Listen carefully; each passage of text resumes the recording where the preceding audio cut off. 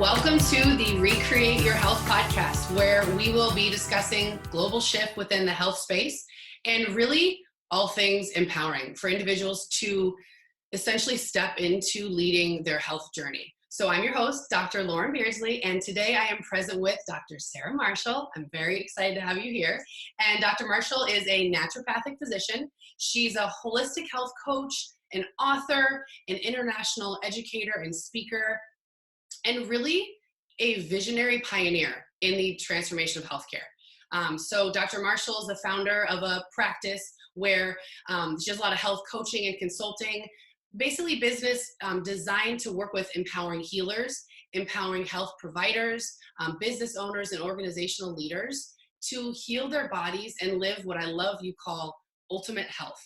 And that's basically to help them get back to helping transform their communities and their world.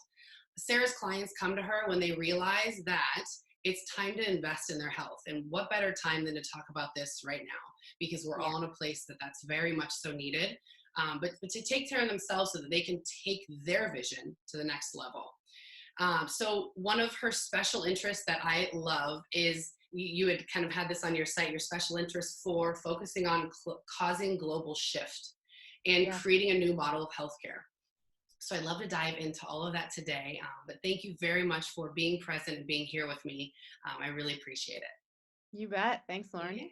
Yeah. So as far as starting off, you do have a unique model as far as how you practice medicine. Can you briefly describe what inspired you to get into that? And then also how that really uniquely serves the clientele you work with? So there's kind of two parts. One is, as your training is as well, I'm a naturopathic physician. So I'm actually an expert in alternative healthcare. Now, I don't always use the word alternative because actually I think it should be our first go-to, and then we use conventional medicine for emergencies and more extreme cases of disease. So that's one thing that makes my practice really unique, is I only use food as medicine, natural substances like herbs, vitamins, homeopathy, different forms of interventions into a person's lifestyle around stress, around emotions, around their day-to-day exercise, water, diets, all that. That's the main toolkit that I use to work with my clients on usually rebuilding their health.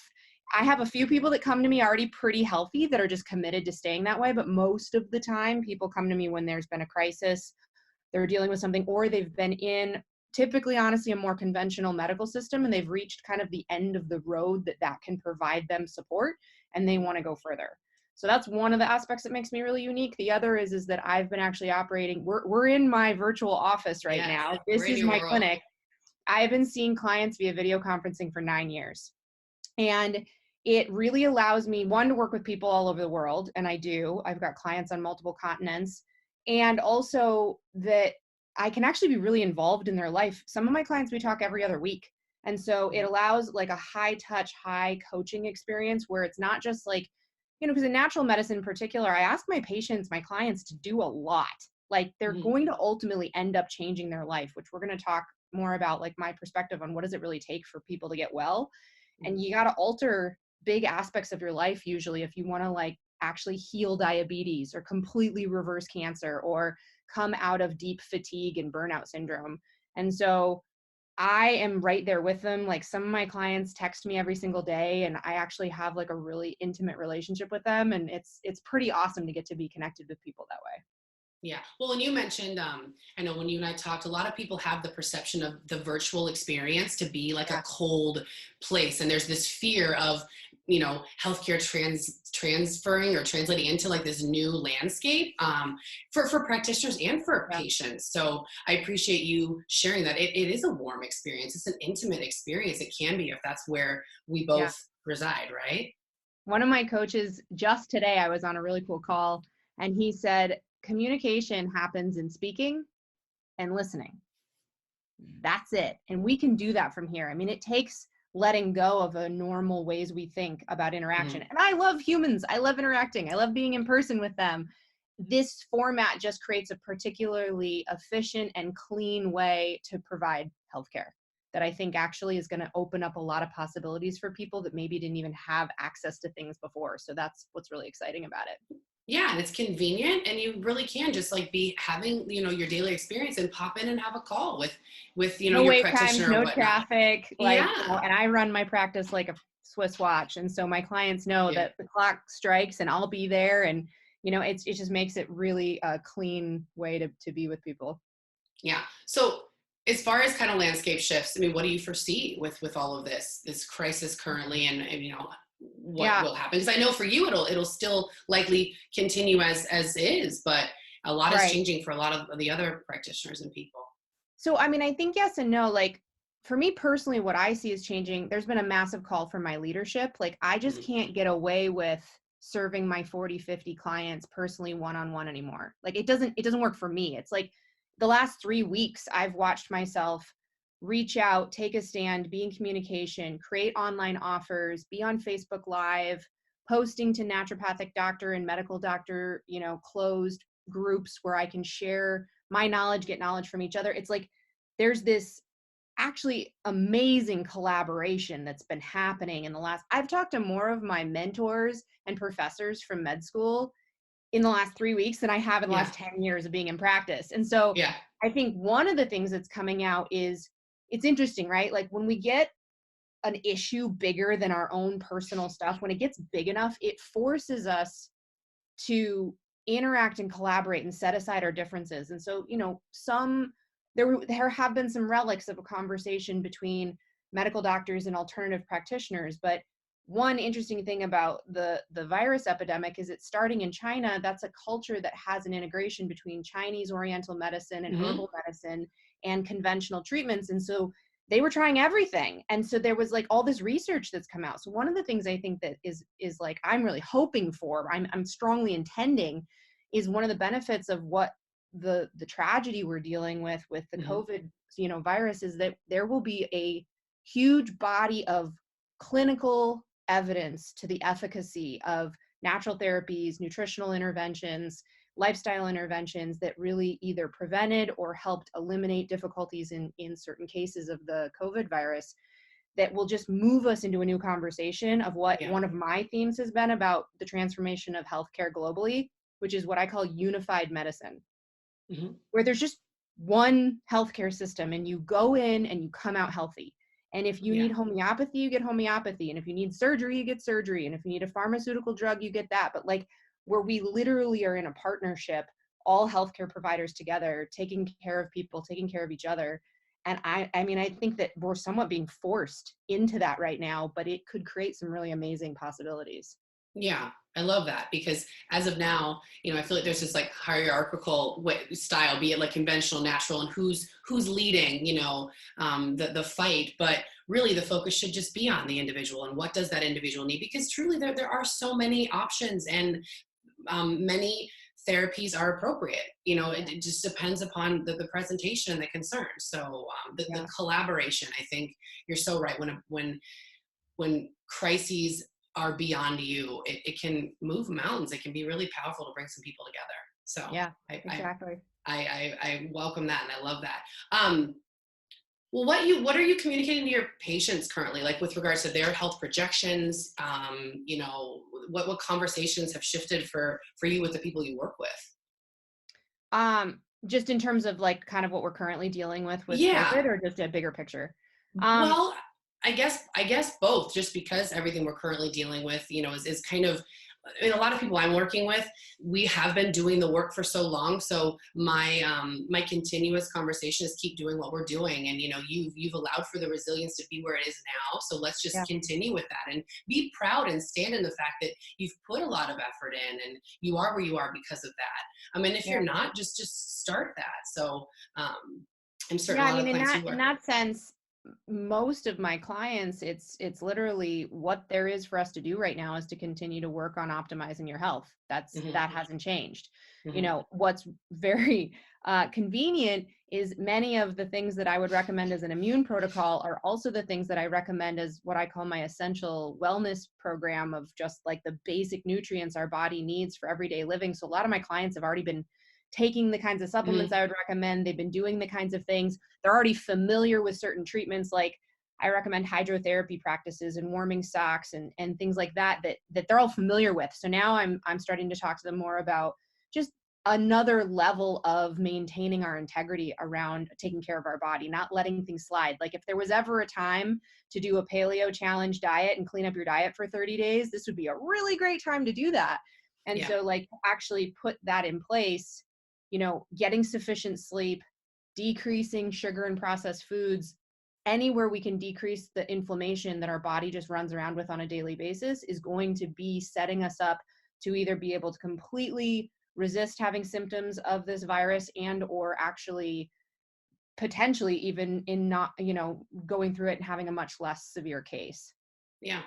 Yeah, So in that definitely. I sense, I'd mean, say not much has changed, mm, and then in general, it's also standing in my philosophy that the body is actually capable of healing anything. Like that's core to who I am as a naturopathic physician and my stand. And that if the body's not healing, if it's not, and by healing, and it's like that resiliency, restoring yourself 100% completely back to the optimal functioning, the way that your body is supposed to be operating. And some would even argue, okay, well, what about genetic diseases? But even genetics withstanding, it's like there's a lot we can still optimize around epigenetics mhm, and gene expression and all of that. So I'm always in the stand of the philosophy that if the body gets put in a healing environment, which can include emotional stability, includes mhm. living your purpose, includes many things that are outside of just nutrition and detoxification. But when we have all of that, that your body will fully restore itself. And so that's where I'm also standing inside of how I would treat somebody with the virus or in prevention. Yeah. Well, and at one point you had mentioned in some content you had that when you're working with clients, often you start like 80% doctor, 20% coach, right? Yeah. And then as just naturally, organically develop, transition into more the 80% coach and 20% Yeah. doctor, because really it is all about like our behaviors, our choices, our habits, our Yeah. mindset, our, emotions, managing and handling all of that as best we can. That can really, really translate into our ultimate health. So Yeah. those things are Absolutely. huge. And with my clients that come to me with chronic illness, we deal with a lot of the physical stuff to begin with. Like in naturopathic Mhm. philosophy, you got to have the nutrition going in, the right building blocks to rebuild your body, and you have to make sure your body is detoxifying properly. And we could do a whole podcast on Oh yeah. detoxification, but that it's able to release waste products essentially. And when you get those two things addressed, that handles a huge amount of people's symptoms, sometimes upwards of 80% of what they're dealing with just between those two components. But then I talk about it like it's like clearing smoke out of a room. Like if your house is Mhm. on fire, you open all the doors and windows, you get all the smoke out, you can see where the spot fires are. You can see where the core issues that person's physiology, their body is dealing with. So I start to then go there and target those things. Sometimes it's physical, but a lot of times, like an example is I see correlations between self-expression and speaking your truth, living your true life, and thyroid conditions. Mhm. People who are really caught up in, difficulties with perfectionism and having to prove themselves to others and always being concerned what people think about them gets correlated to adrenal fatigue and adrenal stresses and having high levels of cortisol in their body. Like, so I can see these components of the way that we live our life as like a mirror image of what our body's dealing with.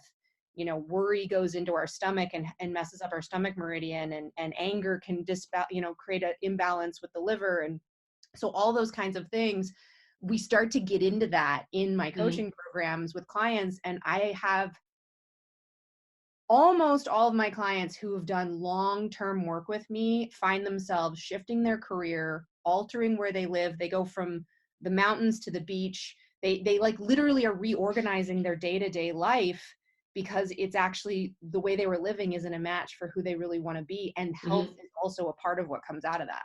Mhm. Mhm. You are moving on like the spectrum of illness to wellness. Yeah. Accepting symptom free, is not ultimate health, right? It's No. like achieve that and then continue, like keep Yeah. pushing yourself. There is that better life of freedom and of joy and of self-expression and everything you're saying. So Yeah. that too, I experienced so much of that, of just wanting people to continue to push past that. So the coaching is huge, and that's a Yeah. fantastic thing to offer. So what are the three, like, are there certain traits that you would kind of associated with resilience, or with some of the clients you work with? Like, are there, some main ones that, and working with people, they're gonna get there, and then some that you really try to, um, you know, conjure up or help people to realize? Yeah. Yes. So the number one trait that people can have that's really going to either get cultivated to support this, or if they already come in with this, I kind of know where we are in the paradigm already, is actually awareness. And, awareness is actually a whole way of working through Buddhism and mindful practices. So you could say mindfulness as well, but also awareness literally as a powerful relationship to reality. Like, they know what they ate yesterday, they understand, they can listen to their body, they can feel certain things. And we have a culture that has pushed very hard for us to, I mean, there's like a level of value we put on and like status when you can power through symptoms, or Hmm. when you have a high pain tolerance. Those are all things that we value in our culture.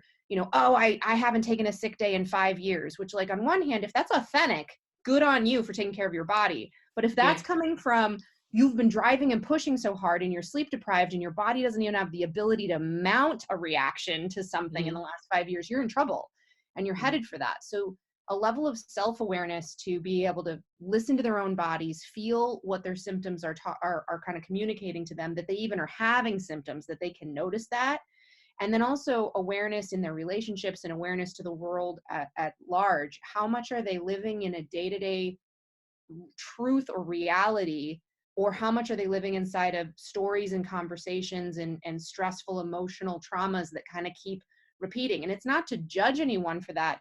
I just then know where they are on the spectrum, what work we have to do to move through that process. So I think that awareness or mindfulness is critical.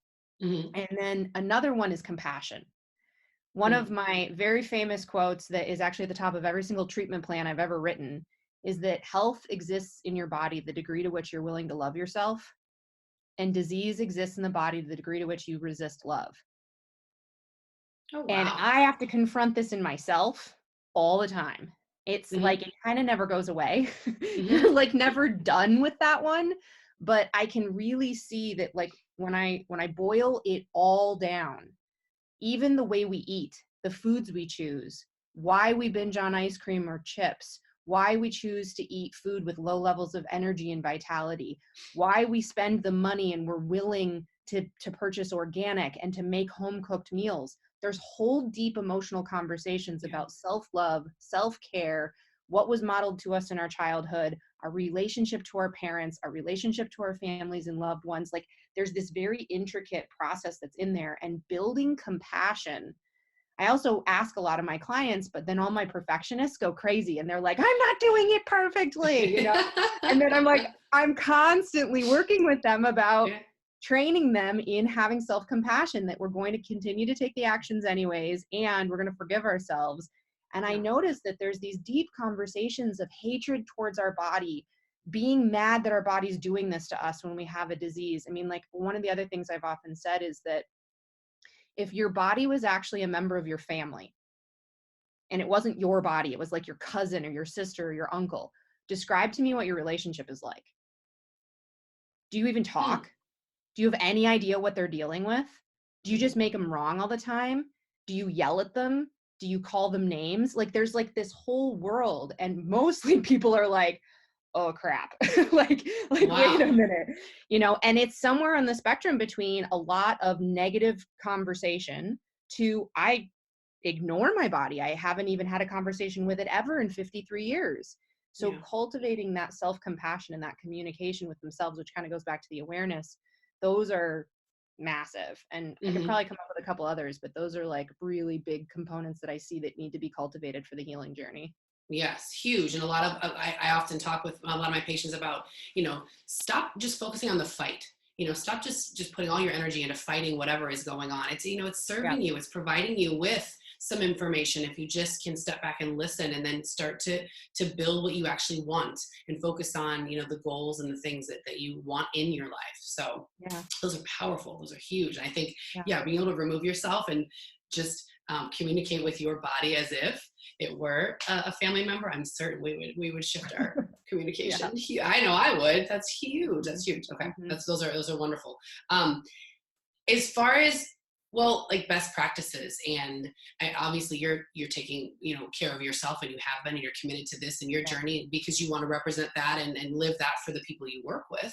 What are you doing right now? Anything in particular that you've like dived into or dove into to optimize your ability to lead and to be healthy? Yeah. Well, my number one is sleep. And Okay. I think this is such a cultural conversation about like, again, it's a status symbol to be able to say like, I fully operate my life on 5 hours of sleep and I'm fine. It's like some way that we think we're winning some competition. Mhm. And, many of my clients are business owners, CEOs, high level execs that, live pretty intense lives. And when I start talking to them about, not only do I want them to get 7 hours of sleep a night, I actually want them to start pushing into 8, 9 hours, especially when we need to recover. Mhm. I watch their faces melt, their brains totally explode. Like, you got to be Yeah. kidding me. Like, where Yeah. am I going to get that?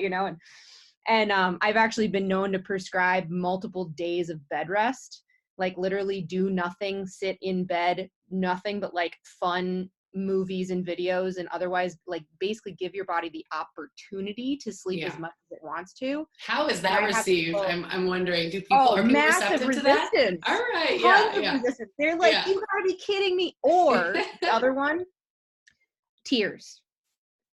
When people finally have been given the permission to slow down, that they've just been holding themselves to be in the front of the race for so long. And I say, I'm not kidding. I want you to take 7 days of bed rest. The longest I've ever prescribed is 9 days.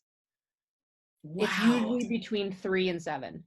That's And I huge. mean, like, no appointments, no phone calls, get a babysitter for the kids. If you need to, go rent an Airbnb, like nothing. Give Yeah. yourself complete freedom. I had one client I worked with for 6 years, and she finally was willing to do this. It took, I don't know, a year for her to finally get this on her calendar. We started out with just a week vacation, but where we ended up was she took an entire month off, Yeah. and she rented an Airbnb in the beach and just walked her dog and Yeah. read and took naps and like we just, and she literally after the fact, and it took her a year, she resisted it Yeah. for so long, and then when she did, she's like, every year I'm doing this now, hands down, for the rest of my life I'm going to take a month and just be at the beach and let myself just be in my natural rhythm. And Yeah. like, and it takes a lot. Some of my clients like have to rearrange a lot of life to be able to take those kind of days off, so I know it takes something. But so I think sleep is integral. And I notice with myself, when I'm not too stressed and I'm healthy and life is good and positive, I really do sleep about 7.5 to 8 hours max. Like, I will naturally just wake up at the same time, usually a couple minutes before my Mhm. alarm, around 7.5 to 8 hours. But like right now, I've managed 3 cases of COVID-19 in the last couple of weeks, and I've got Mhm. another client with possible symptoms, and I've been researching, and I've just been in the stress of what we're dealing with. I have been sleeping 9.5 hours. And it's really Nice. common for me to, if I, and people are like, where do you get, I just set it up so that I have that Yeah. kind of time, because it's one of the most critical things I can do to support my immunity, to have my brain work, to be able to give good advice, to be able to make sure that I'm like really providing for people what I need to. Yeah. And, what it cuts into is a little less Netflix time or whatever. And it's like, it's worth it at this point. So that would be my big one. The other one is just eating real healthy food. And, I'll be honest, like I pay, I say I paid my dues. Like, so I had a whole bunch of chronic illness. Yeah. And Yeah. when I started naturopathic school, I was 25 years old and I was headed towards a severe autoimmune disease. And I'd had some sort of chronic issue in my body since I was born. And so, I started med school sick and Mhm. then went through med school, and I reversed all of it, ultimately working with physicians. And I have had periods of time where I've eaten perfectly. I don't do that Mhm. anymore. I don't. Like, Yeah. I'm like 80% reliable, but the food that I do get, it's like if I'm going to eat a pastry, I'm going to go to like my favorite bakery that makes it with like love, Yeah. and like Yeah. real butter and real sugar. So Yeah. I have about 80% of my diet is completely unprocessed. We've got a refrigerator full of fresh vegetables predominantly.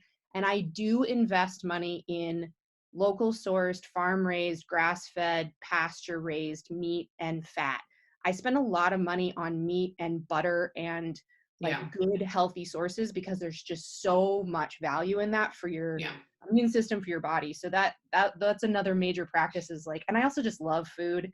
I love supporting local economies. Like we Yes. go to the market every weekend, and like I'm now Nice. chatting it up with all the farmers, and There's I so much, they're so receptive right have, now. They're so excited. They're so passionate. I know I do the same. And it's a yeah, bit more sparse, but as far as people, but we have to yeah, support that because that's totally. part of our health journey for sure. So And for some people, nice. it's hard to find that. I just want to throw a resource out there that Yeah. there's a website called eatwild.com that Okay. literally has a map of the United States. You can find farmers that sell direct to customers, and you can sometimes find small quantities, or you can order a side of beef. You can get an entire Awesome. buffalo. You can, find it all. And like, it did take me a little research to kind of find my way in. Like, I have a side of grass-fed beef from a farmer up in Idaho, and I've got a whole bunch of sustainably caught salmon from Bristol Bay from a fishing cooperative that's working on environmental sustainable fishing. Awesome.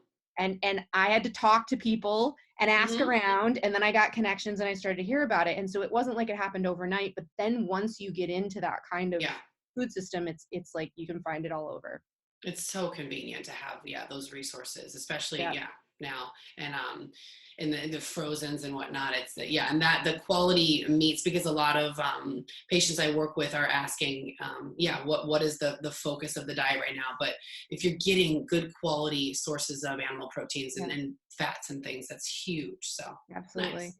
There's Nice. one last practice I want to mention that is not what your typical thinking is around, when we think of health, we're like, diet, nutrition, and, exercise. That's like what automatically people think of. Yeah. Being in communication. And what I Mm, mean by that is like having those safe harbor, healthy people in your life. My sister is mine, best friend, coaches, people who will just let you say what you need to say, and they're not going to change it. They're not mm, going to give you advice. They're not going to make you wrong for it. Like, and if you don't happen to have a person in your life like this, a journal will do it, like where you can just mhm. write it down. And we we hold uncommunicated things in our body, and it literally, there's actually doctors that have done work on how shame diminishes our immune system, and Mhm. how hatred causes inflammation. And I mean, there's like solid research on the connection between these withheld expressions of emotion or fear or challenges, and just the opportunity to be in communication. It relieves something. It's a form of a discharge. When we go Mhm. through healing, we need to sometimes have a discharge. It comes out our skin, or we have a fever, or we have diarrhea, or what have Yeah. you, so that our body can actually heal.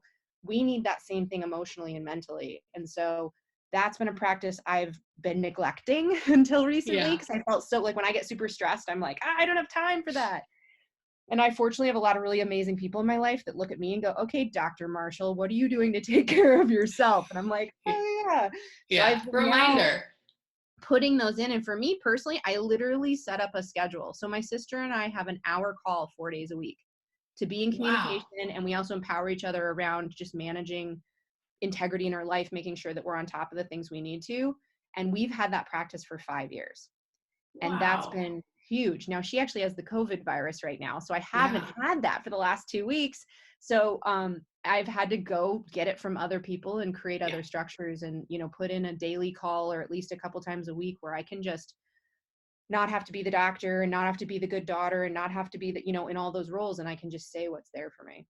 So, in focusing on filling your time with those like beneficial, beautiful, encouraging relationships, do you find that that just allows for some of like the more toxic ones to kind of fall by the wayside, or do you intentionally, you know, cut those out? Was that a practice that you put into place possibly years ago?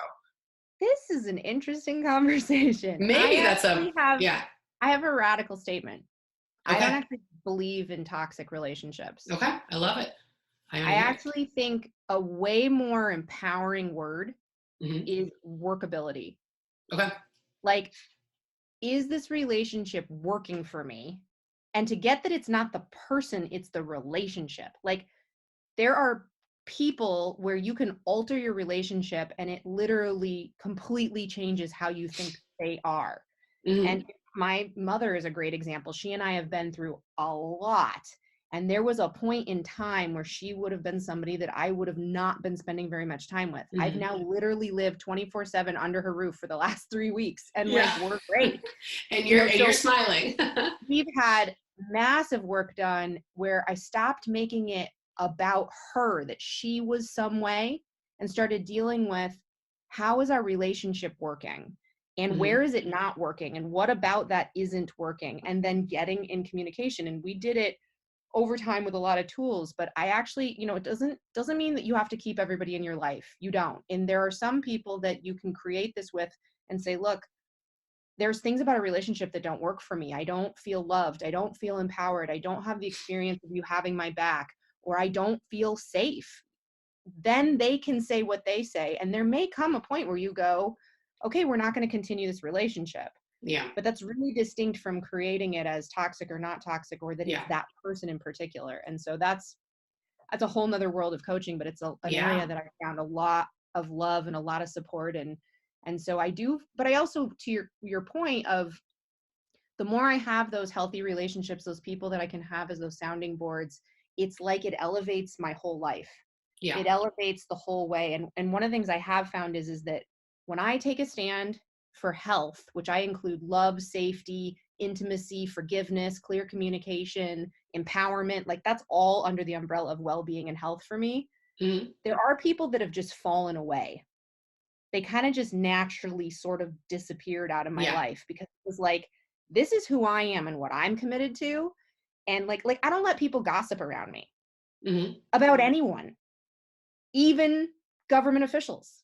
Yeah. Like, they just don't get to gossip around me. And it's like, but I will get that there's a real fear there, or that there's an upset, but I interrupt it. And it's something that I Yeah. do with all people around me. And so like that for some people becomes like they don't have anything to talk to me about. And I'm like, great, then we don't have anything to talk about.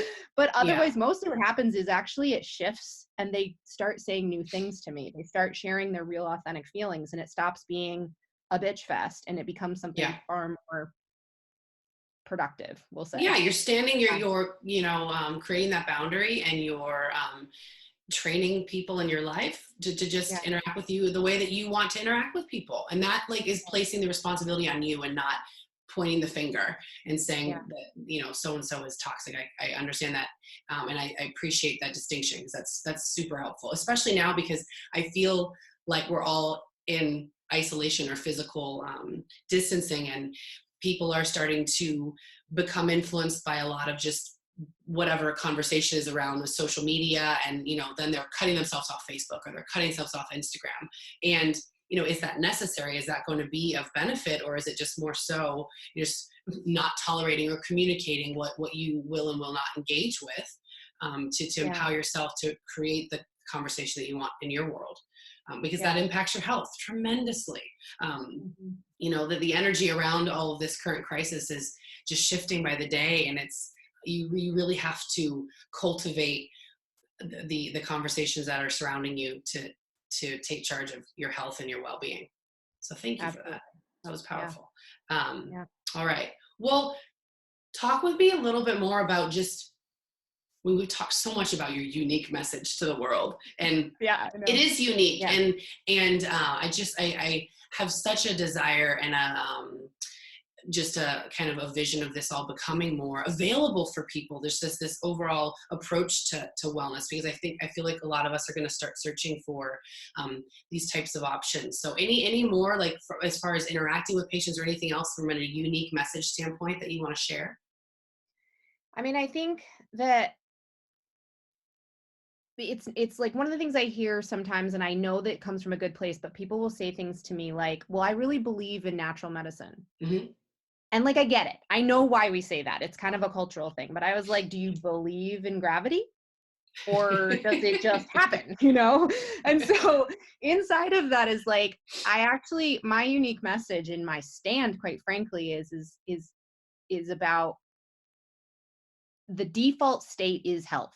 If you just look in Hmm. nature, if you study the environment, I was actually going to go into forestry and environmental science before I ended up, going through chemistry and pre-med and getting into med school. But I have this real passion for the environment. And we know that if you want to clean up an environment that has been made toxic or isn't functioning well, or we've had clear cuts and we want to restore the forest, you have to just put in certain essential elements, and then the nature does it itself.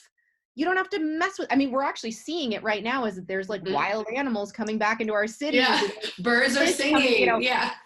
The humans have had less interaction, and there's less, toxicity going out there, and nature is like it. So nature naturally will fill in with health. It will restore things back to the highest level of life and aliveness possible. We can trust that. Our bodies have that innate wisdom inherent in us. It's in our DNA, it's in our wiring. We have our whole, naturopathic philosophy. One of my favorite pieces is vis medicatrix nocture, the powerful nature of healing that we have in our body. And that is so core, and there are practices that can cultivate it, like giving your body sufficient rest and making sure it has the proper nutrition and it's able to detoxify, those basic things, and then putting ourselves in a state of love and healing. And so that's just like, if I could stand up, on a stage and put a microphone for 60 seconds, that would be what I would say, is that there's nothing that we need to be victimized by, not even a very virulent, contagious, potentially very deadly pandemic virus. We don't have to be a victim to that. We can actually look at what works and put ourselves and our bodies into an environment that's strong and healthy, or can restore health. And I've seen unbelievable things happen in my patient population where, as we continue to work on removing those obstacles for their body to just restore itself back to health, it's been incredible. Diseases that have completely disappeared, symptoms that are no longer an issue. I've seen, transformations with epilepsy and with chronic fatigue syndrome and with mitochondrial dysfunctions and with cancer. I mean, it's just like so many things that we generally, the way the modern medical system is designed right now, and I understand why we have to do this. There's actually a practice that medical doctors, they can't give bad false expectations, right? So they'll say things like, well, you're probably going to just have this the rest of your life, and we'll manage it as it slowly deteriorates. Me as a human being, that drives me nuts, that we have the right to tell somebody what is and isn't possible with their body. And I have patients that come to me all the time and they're like, well, I didn't even know I could get better until I met you. Like, nobody even told me that was an option. So that's that like, I'm very passionate about it. That thing is just like that. Don't let any diagnosis be your curse. It's just information. It's just currently what's so in your body. And then we can work with that, and we can put your body in a new environment. I've seen severe diabetes turn around in 3 months. Like we went from a hemoglobin A1C of 13, which normal is 5. And, she was having some blood sugar levels up into the 500s. And in 3 months, we got her hemoglobin A1C down to 6. Wow. And then she learned how to maintain it. And I mean, and this was a person who was incredibly willing, and she had a very powerful relationship to reality. She just said, tell me what to do and I'll do it. And she did it for 3 months, and she also lost 35 pounds, and her knee pain got better, and, all these other things happened. And it's like, she didn't live into the future called, you're going to have to be on insulin. She just said, no, I reject that.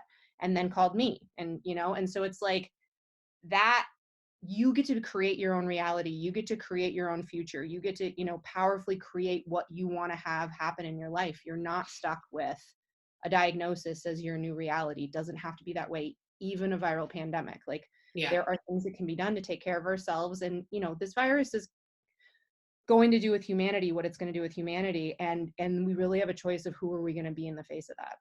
Yeah, and how we can, perceive this as an opportunity to level up and to, start prioritizing the things that we want to prioritize, create our new normal, all of that, right? And I want to echo the importance of, us as healthcare practitioners, diagnosing and, communicating that. It's so hard to sit in front of someone and have them identify so strongly with the condition, that's their identity, and that's a dangerous place to be. So to be able to dissociate from that and know that is something that is occurring for them in this moment in time, but that their natural state is of health, Yeah. And it's possible, and anything's possible that we can imagine. So that's huge. It's powerful community education for people. Yeah. Yes. All right. Thank you so much. Well, what can we offer our audience? So tell me some current things going on for you and how you're going to be putting yourself out there and communicating with the world at large. So the biggest thing, and I've actually been working on this, has been a dream for the last 5 years, is I'm creating a unique podcast called The Healing Project that is literally people sharing those possibilities, sharing their experience of healing epilepsy, healing diabetes, healing from addiction, healing from heartbreak. It's not even just health, but we are capturing people's authentic stories of just their journey and what it takes to heal, and asking questions like, what does healing really mean, and what does it actually require? And like, I'm both scientist and like this spiritual being, and so I like love to get into the nitty gritty like details of like the logistics, but then at the same time, that place where people had to just like surrender or let go of parts of their identity that were holding them back. So it's this whole collection of these incredible stories of people, and also healthcare practitioners. But when I have experts on, I don't let them play the expert. They have to actually like be a person. And like, I don't even do bios. Like, you'll see it in the show notes. There'll be people's bios, but on the actual episodes, I'm literally like, hey, this is Steve. Steve, tell me about your life, and then later you find out like he's like a world-renowned endocrinologist. But it's like but they're people. Steve, And so the practitioners are sharing their stories, what brought them into the medicine, what their journey has been about, what they've learned, helping support other people on that healing journey. So that's my big project. I'm really excited. Cool. And we were planning on launching in May, and due to current circumstances and this need, we're trying to expedite, and potentially it'll be out in April. But between now and then, which maybe 1 or 2 of these might even already be released by the time we actually get this out to people, I'm doing 3 webinars specifically on immunity, naturopathic philosophy of healing, and best practices, like day-to-day daily well-being things. We're going to do 3 separate ones where I'll just dive more into specifics. There'll actually be PowerPoint slides. There'll be resources for people to like take and work with. I've been building an immune protocol for the last several weeks based on a lot of really hard research. And so I want to put that together in a way that people can actually like consume it and use it, and also get some of the background information about why these things matter. And like, one of my passions is about changing our conversation about fever therapy, and that, fevers are actually really beneficial for us, and why, and how it's a response to the immune system, and that it's nothing we need to be afraid of, and how powerful they are to help our bodies heal. So I'm doing the research right now to put together an educational piece around immunity and fever therapy. And so that'll all be stuff that'll be out there. Awesome. You can find it all. It's going to be on my website. Okay. So it'll be on sarahmarshallnd.com. And then there's also a button, if you join my email list, the only information you're going to be getting from me is just literally like a blog post update, or here's the webinar update, or here's the launch of the podcast. So it's just a way for me to stay connected to everybody and make sure everyone's informed about what's happening. Awesome. And hopefully our audience can hear that, your approach is so incredibly holistic, and because of that, so powerful. I mean, we are so much more than, as naturopathic physicians, supplements and diet and sleep. And there's just a huge picture to consider, and you're doing it effectively and powerfully in your practice. And I really admire you, and I'm so thrilled that I was able to connect with you and bring you into, this passion project of mine, and just get this information out to as many people as we can. So thank you for being here with me. Absolutely. Dr. Marshall. And I will be definitely checking out everything you mentioned today. Yeah. Thanks, Lauren. And thanks for putting this together for people. I think it's the perfect time.